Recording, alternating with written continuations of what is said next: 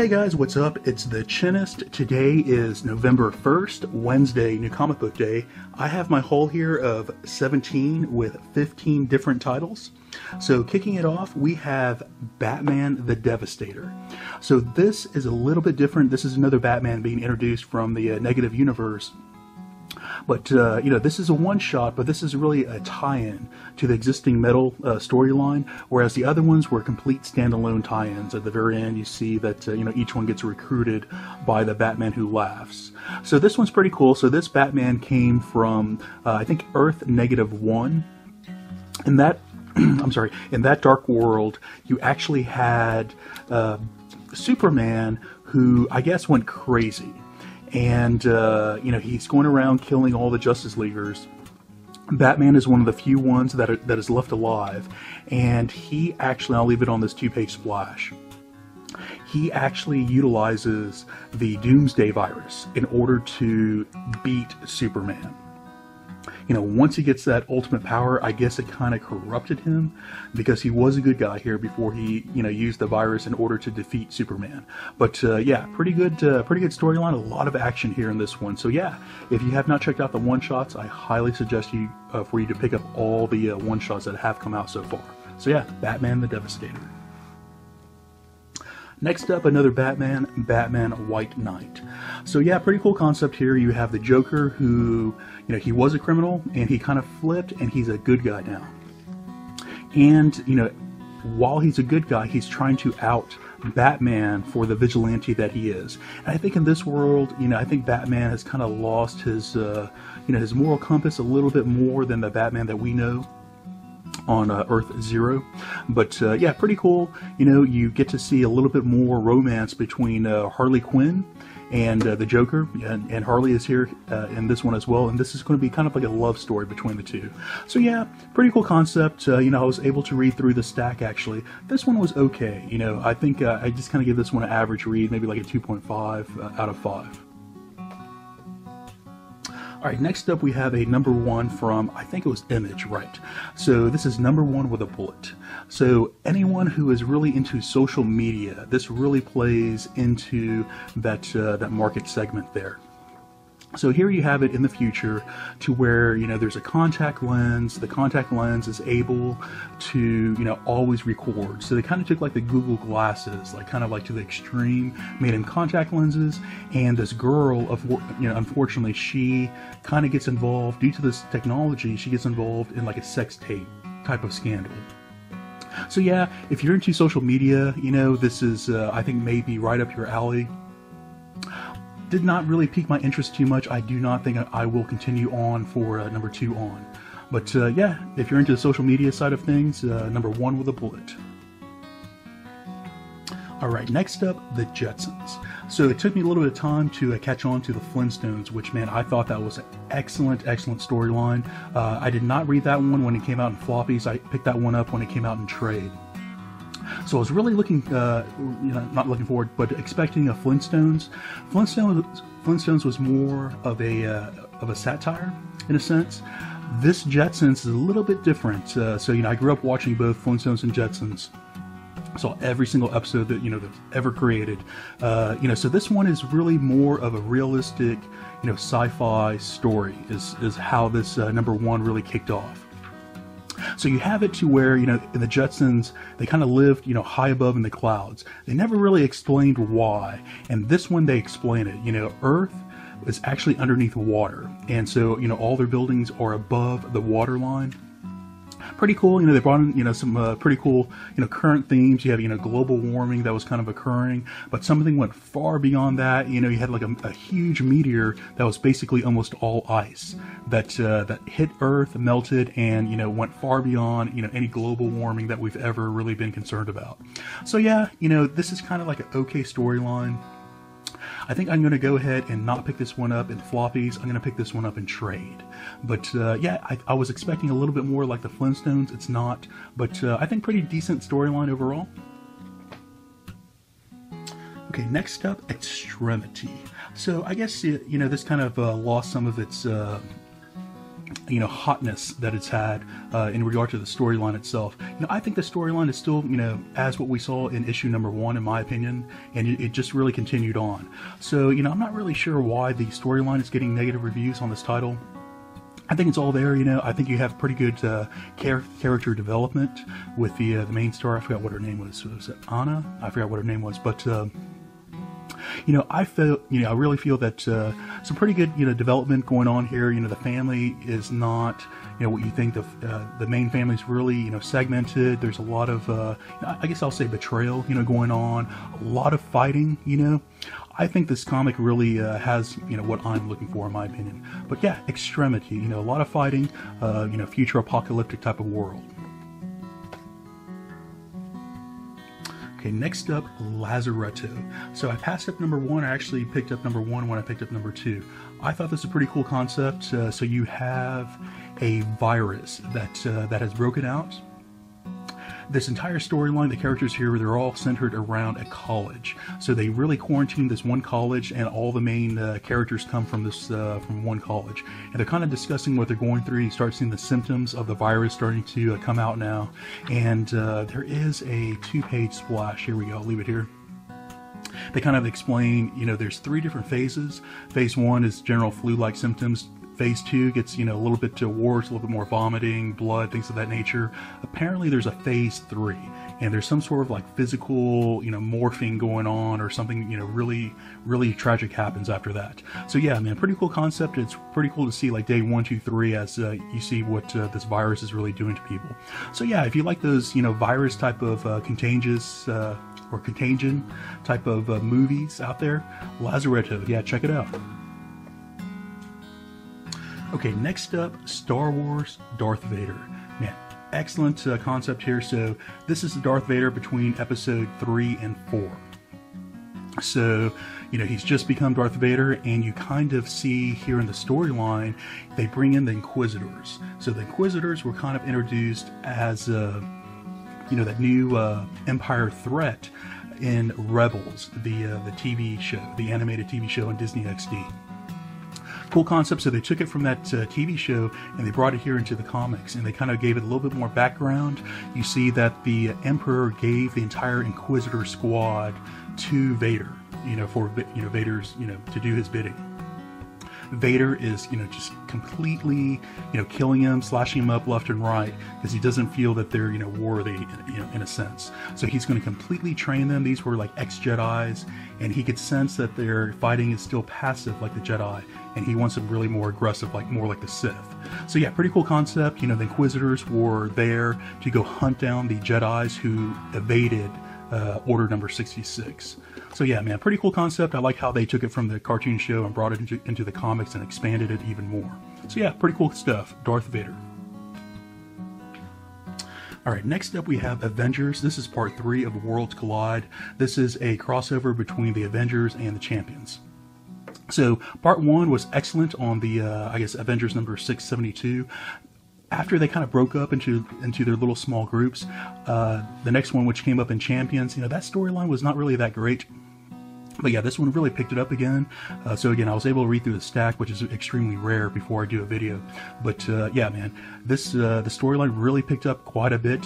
There's a lot of stuff kind of going on. The Vision, there's something going on with him. Apparently he had like a emotional lobotomy, not too long ago, and he's not really acting like himself. So there's a lot of, there's a little sub-story going on there that I thought was pretty cool. But yeah, you have these two groups, break apart, they're coming back together. You have two different worlds. There's like a parallel universe that's kind of going on, and the Earths are about to collide, and they're trying to prevent that from happening. So yeah, man, pretty cool action, pretty cool dialogue. I really enjoy this crossover they're doing here. So yeah, Avengers. Okay, next up we have a number 1. This is Black Lightning. They're bringing him back. So I don't think they even had him in New 52. I don't believe, but. So again, I was able to read through the stack, and he's a pretty cool guy. I kind of experienced him more through the cartoons than anything else. All the Justice League cartoons and Justice League Unlimited and some of the other stuff that he had. So man, he's pretty cool. He's very, very powerful. So in this title, they kind of made him, or at least in this number 1, it seems like he's more of like a street level fighter, you know, crime fighter type of guy. So I guess more along the lines of a Luke Cage, you know, type of scenario. Which, you know, at the same time, I mean, he has the power to be on the Justice League. So I'm not really sure why they did that. I don't know. I think he should be fighting, you know, criminals just a little bit above what you're seeing here. And he's more like a, I don't know, more like a Daredevil, you know, level. Which, you know, he's a lot more powerful than that. So I don't know. This one, you know, I was really going to pick up a number 1, not expecting to pick up a number 2.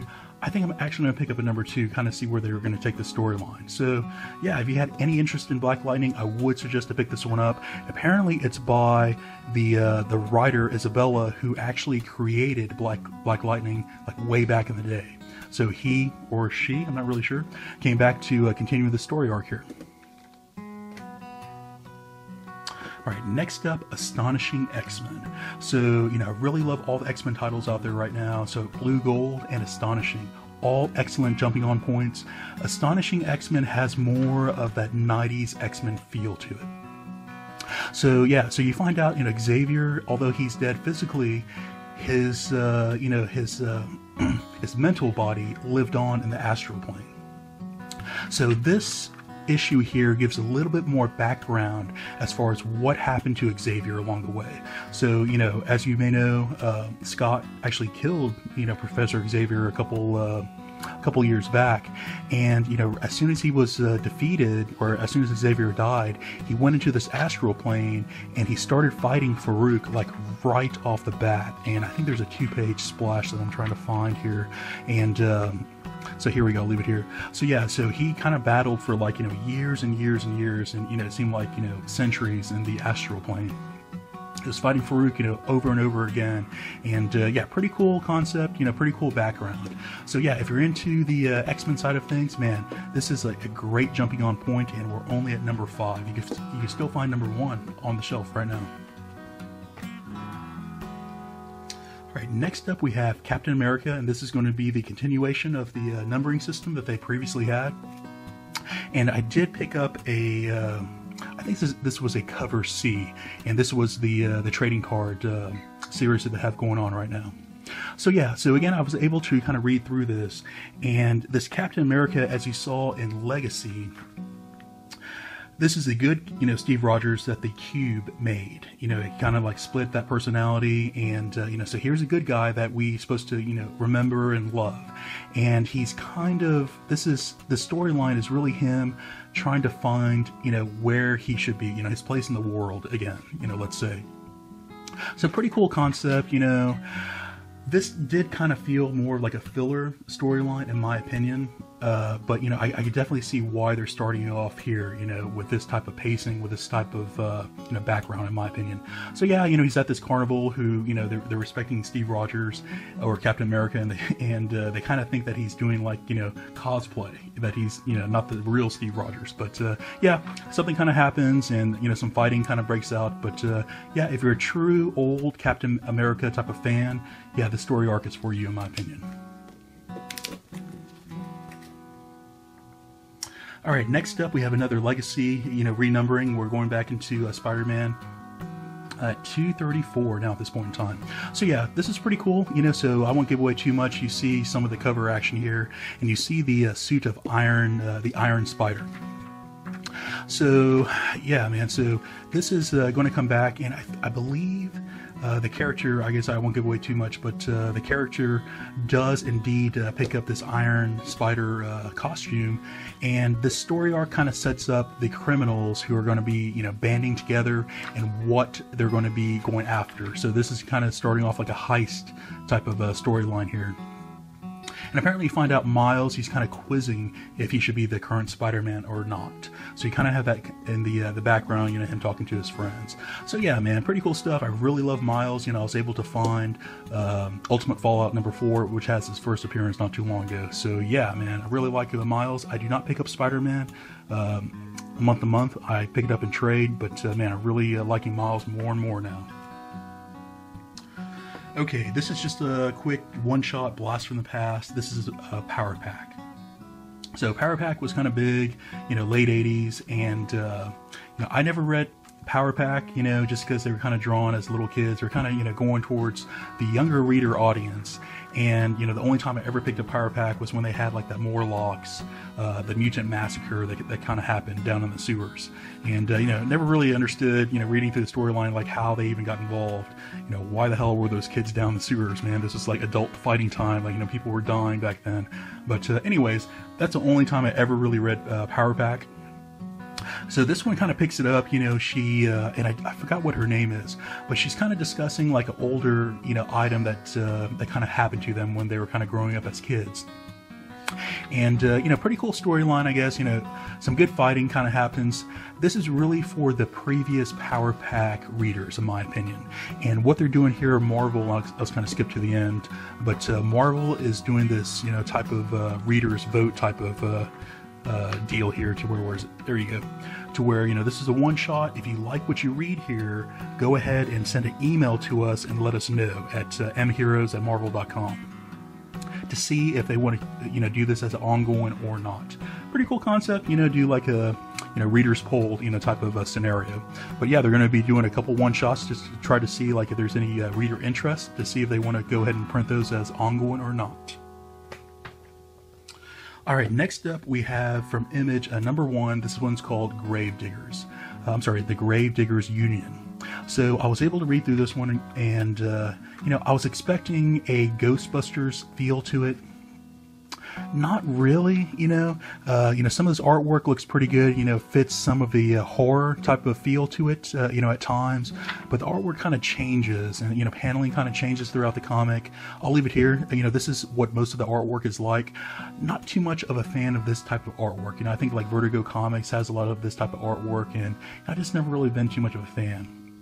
If y'all know what type of artwork this is, you know, let me know, comment below. But yeah, not too much of a fan of the artwork or the title. So yeah, I'd say pass this one up. So yeah, the Gravediggers Union. Okay, next up we have Justice League, and I was able to pick up this is cover A and cover B. I thought this cover B looked pretty cool.